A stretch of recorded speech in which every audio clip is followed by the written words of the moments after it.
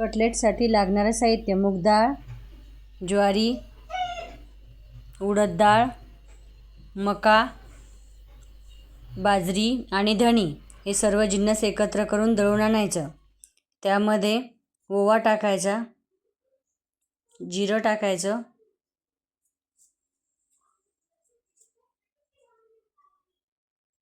हळद टाकायची,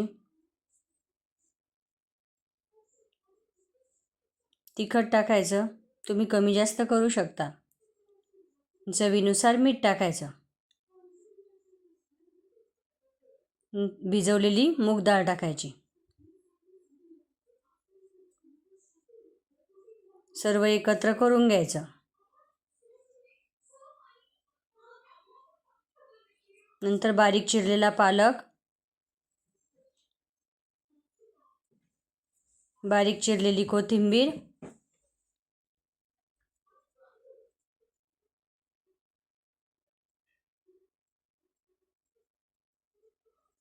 एक कप ताक सगळे एकजीव करून मळून घ्यायचं.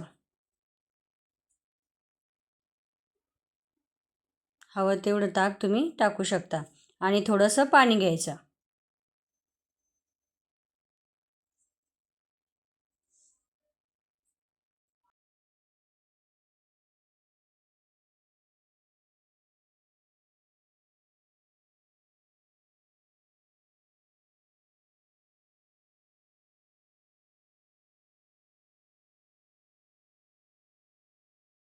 हे बघा, आपला असा गोळा करून तयार झालेला आहे.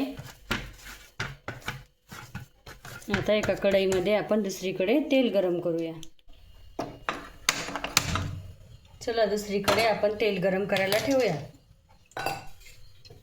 तेल गरम होत आहे तोपर्यंत आपण हाताला तेल लावून घेऊया आणि आपले कटलेट बनवून घेऊ.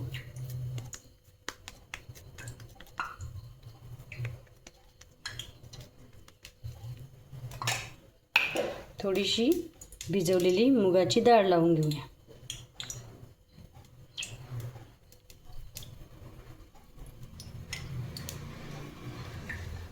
अशा प्रकारे आपल्याला सर्व कटलेट तयार करून घ्यायचे.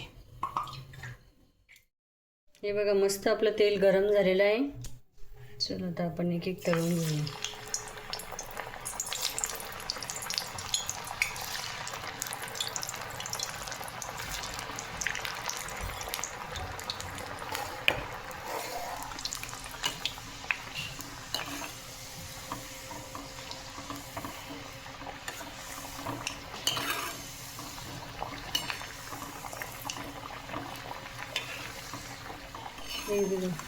हे बघा, मस्त असे तळून तयार झालेलं आहे. छान रंग आलेला आहे. आता आपण एका प्लेटमध्ये काढून घेऊ.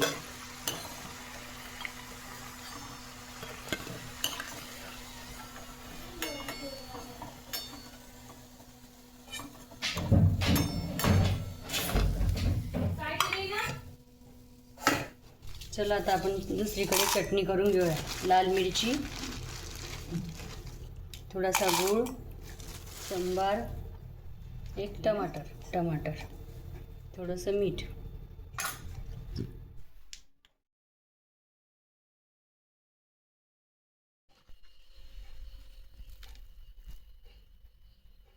मस्त असे शिजलेले आहे आतून आणि टमाटरच्या चटणीसोबत